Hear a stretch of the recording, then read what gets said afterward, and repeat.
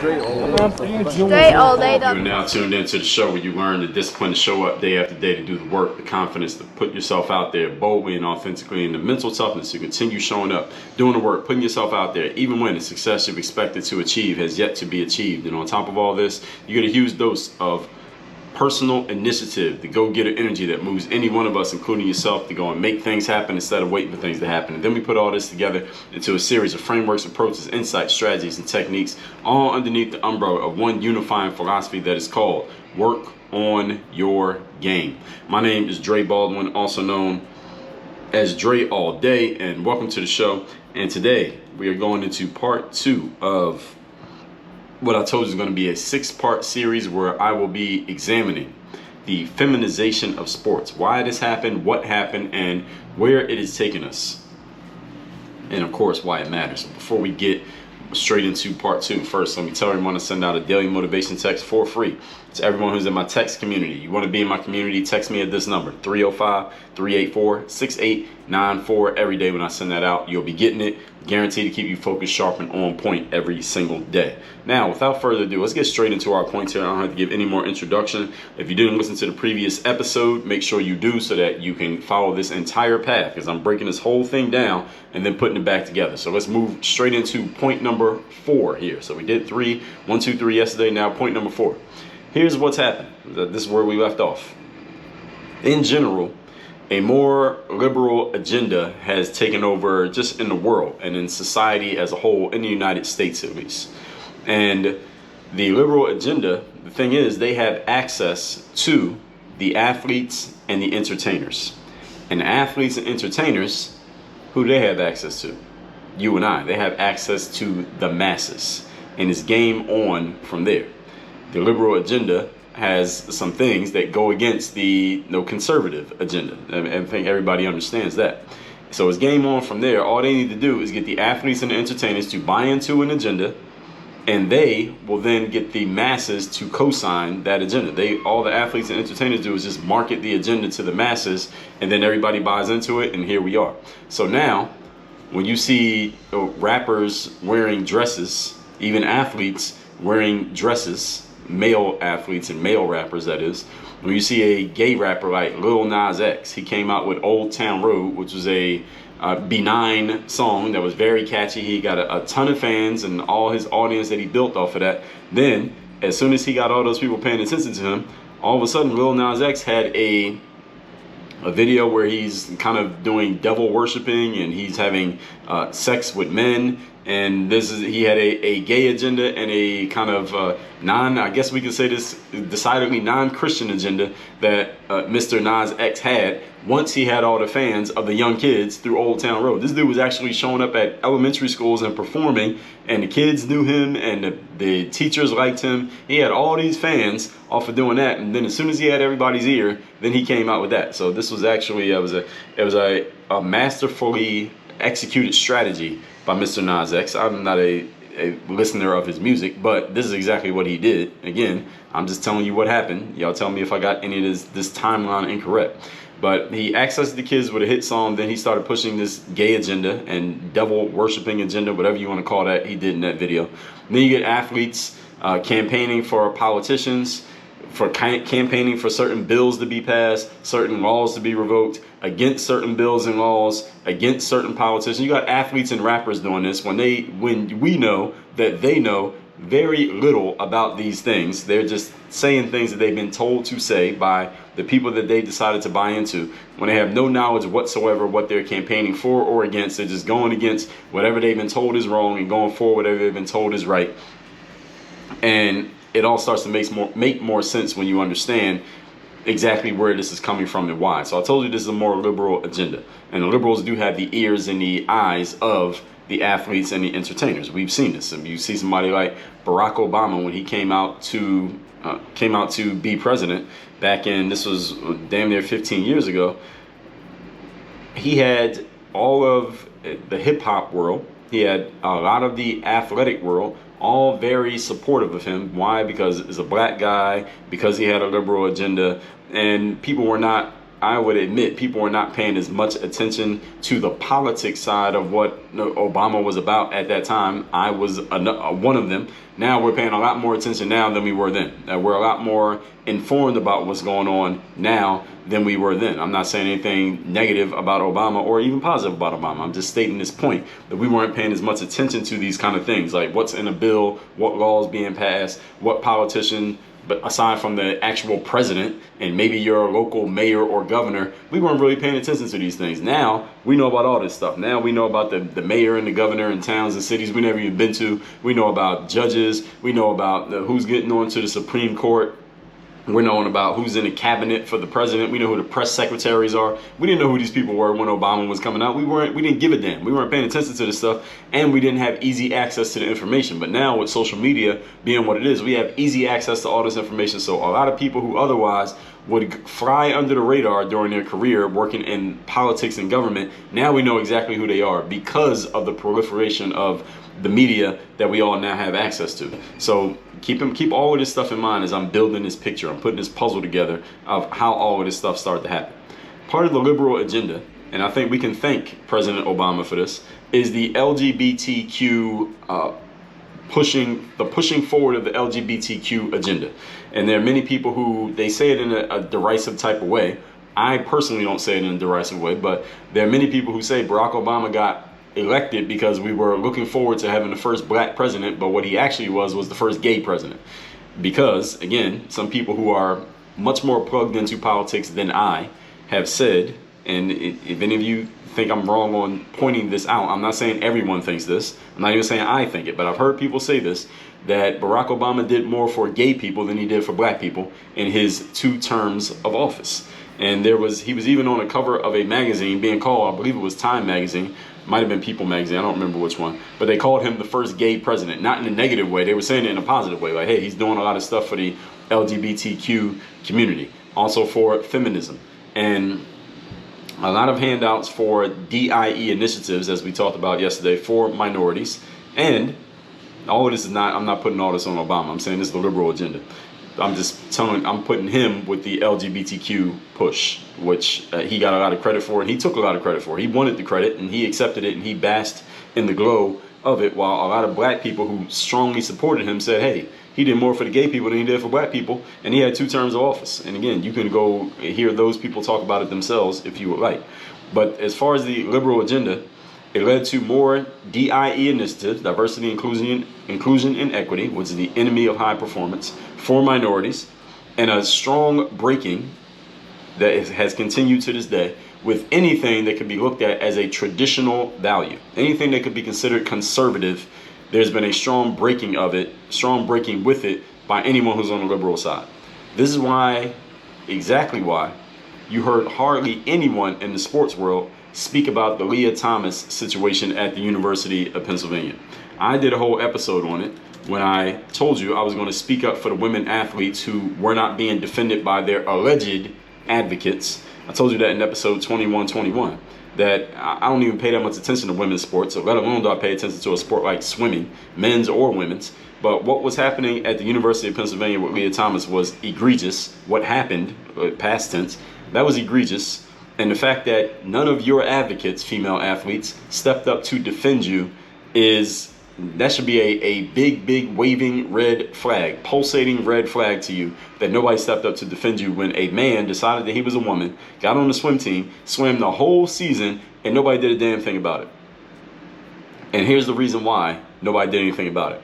Because the Leah Thomas situation, Leah Thomas was a transgender man who became a woman. I don't know the exact language how you're supposed to say it. Leah Thomas was a man, decided that he was a woman, swam as Leah Thomas the entire season, changed clothes in the locker room with all the girls and all this stuff, and nobody did anything to stop it.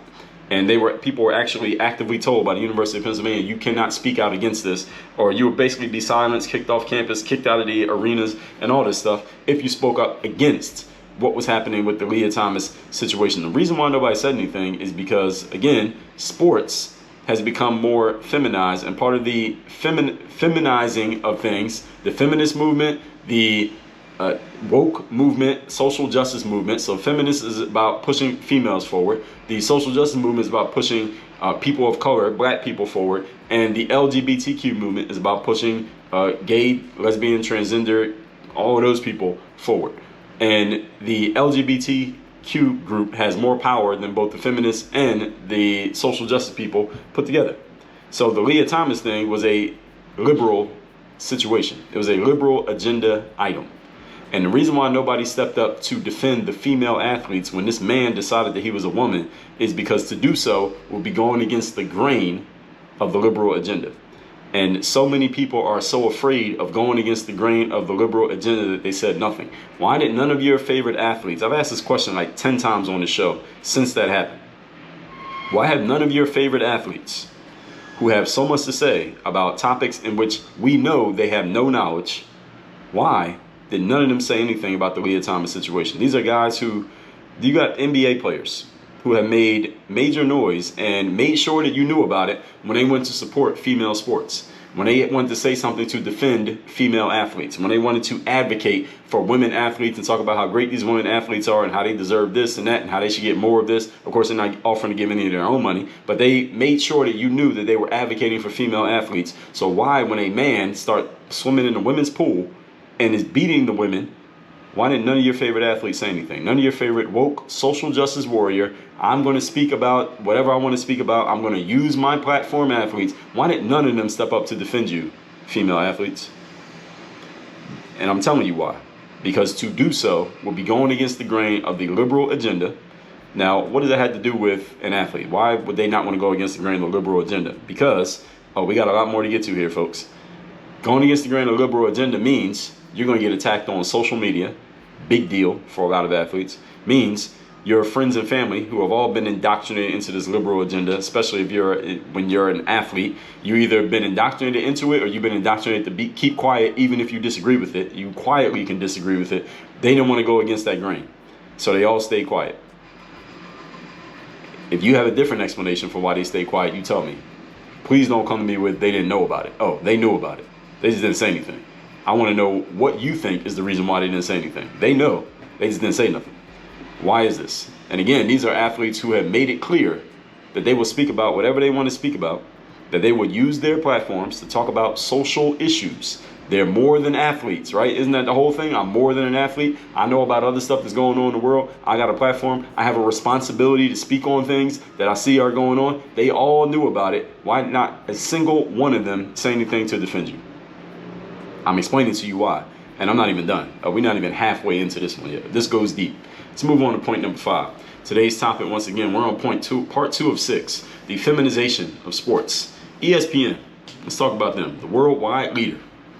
Entertainment Sports Programming Network is what they stand for. ESPN. We all know about them, right? They've been around since before I was born. They have deemed themselves the worldwide leader in sports. And for all intents and purposes, that is what ESPN is. They have made themselves that. They are the first place that we look when we want sports news and we want to know what's going on in the wider world of sports. ESPN is the voice.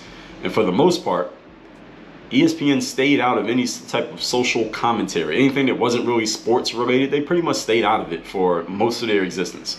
But we all know that is no longer their agenda. So let's go back. Now we got to go back in time in the Wayback Machine so you understand how this all happened. Disney, Mickey Mouse and all those people down in Orlando. Disney purchased ESPN back in the mid-90s. And a lot of people don't know that. But they have slowly increased their influence over what ESPN does over the years. Most recently, with their strong pushback against the HB 1557 bill, aka the quote-unquote don't say gay bill, which is not actually what it is.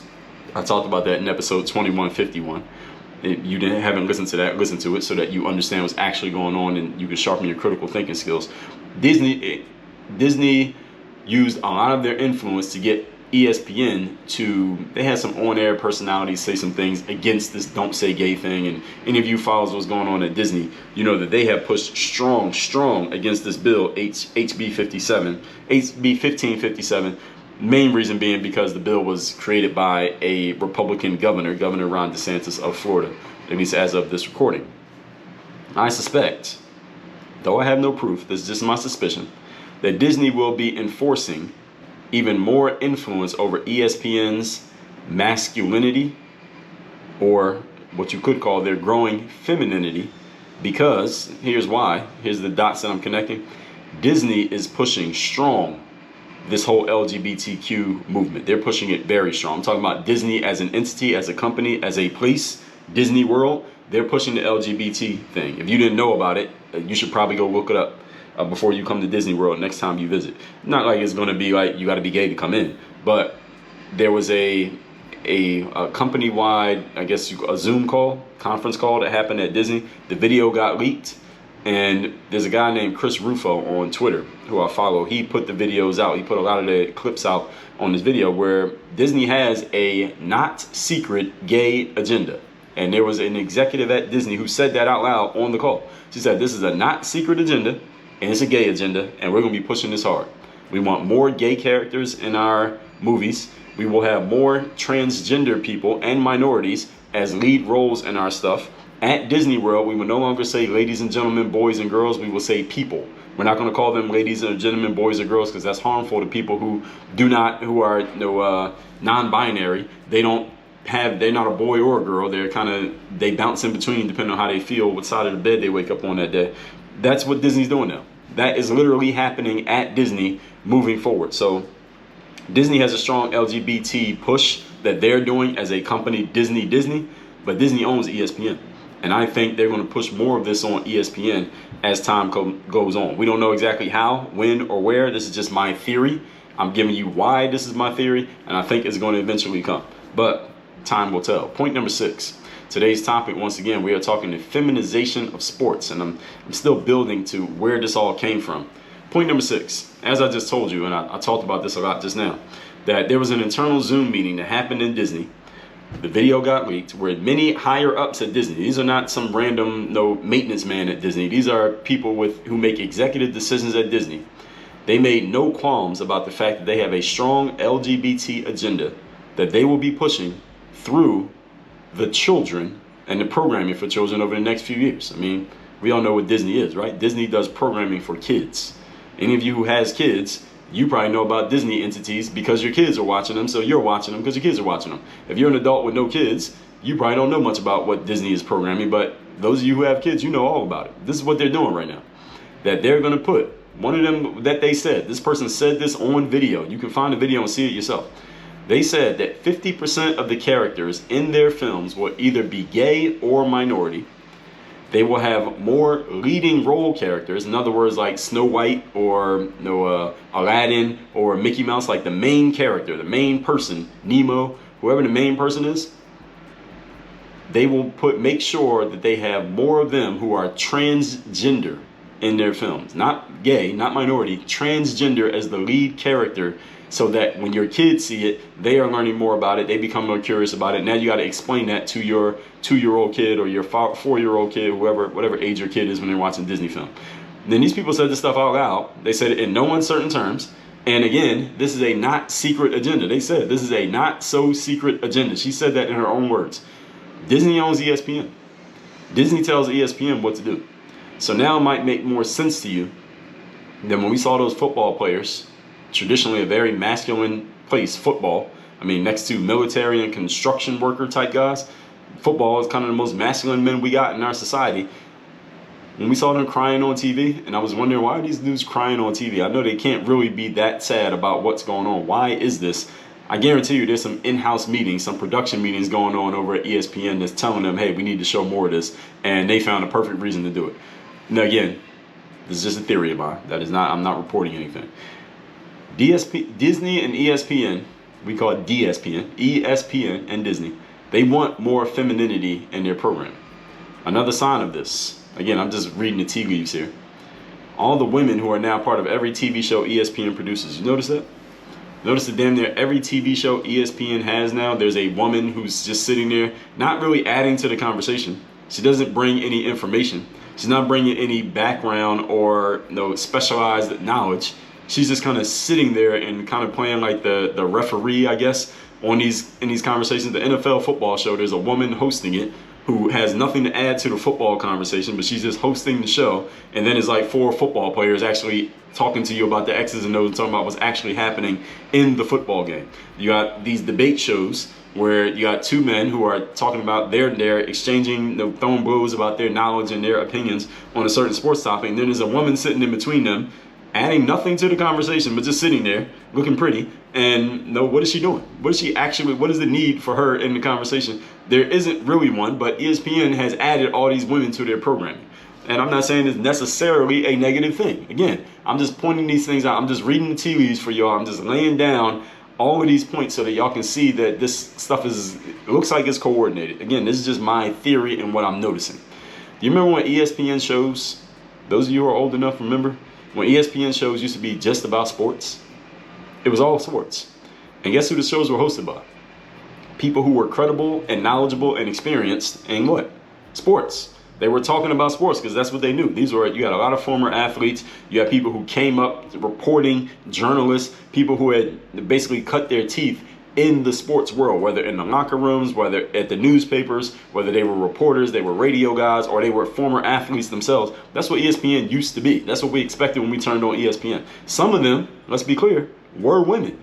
Some of them were women. So it wasn't like it was some boys club. It's still mostly a boys club because, again, sports are traditionally male. So there are more males in sports than there are females. But there were women who worked at ESPN, but they were women who built their credibility the same way the men did. They were reporters. They were radio people. They had been in the sports world the same way the men had been in the sports world. They were on the show because of their credibility that they had built in their careers as journalists. Not women who came up and they got on the show because I guess they're eye candy for people to look at while y'all listen to the men actually talk about sports.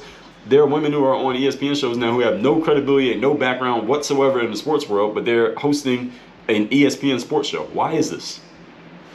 I'm just throwing a question out there, and I'm just laying down the tea leaves here because I'm just breaking things down here before we build it back up. The women who were traditionally on ESPN, if you think way back, the Robin Roberts, the Linda Combs, the Jackie McMullins, those people, those of you who know who I'm talking about, some of you don't even know who these people are, but those of you who know what I'm talking about, these women were not on the show because they were pretty, necessarily. I'm not saying they weren't pretty. They were not on there because they were pretty, or not because they were black, or not because they were from some marginalized group. They were on there because of their credibility in the space in which they were talking. That's why they were on the show. How many women do you see on these TV shows now? Not only ESPN, because all the other networks follow ESPN's lead. ESPN is still the leader. So when you see these women on these other shows, why are they on the show? What do you know about sports? What have you done? What is your background? What journalism have you done? How long have you been in the game? Many of them haven't even been in the game. They just popped up out of nowhere, and then they just get promoted and marketed as if they know something. They don't really know anything. But then if you say anything negative about them, well, then it's protect all women. It's defend all women. You can't be talking bad about women. You're a man. Why are you talking bad about women? What's wrong with you? Then if some man comes and capes up and defends the woman, well, where were these men when it was time to defend those swimmers at the University of Pennsylvania and in the Ivy League this year when Leah Thomas was kicking their ass in the pool? These same men who want to defend the women that I'm pointing out now have no credibility to be on sports shows. Where were these men when Leah Thomas was swimming this past season? I'm going to just leave you with that question as we recap today's class, and then we'll move on to part 3 tomorrow. Point number 4, the topic again is the feminization of sports. So point number 4 here, we're picking up from yesterday. What happened is a more liberal agenda took over. They have access to the athletes and the entertainers, and it's pretty much game on from there. Point number 5, ESPN is a company that we all know. They are the worldwide leader. They were purchased by Disney years back, and Disney, I believe, is pushing more of the LGBT agenda onto ESPN. They're just basically exerting more of their own influence on a company that they literally have ownership of. And number 6, there was an internal Zoom meeting that happened at Disney where Disney made it clear that they have a not so secret gay agenda. That was her actual words, not so secret gay agenda.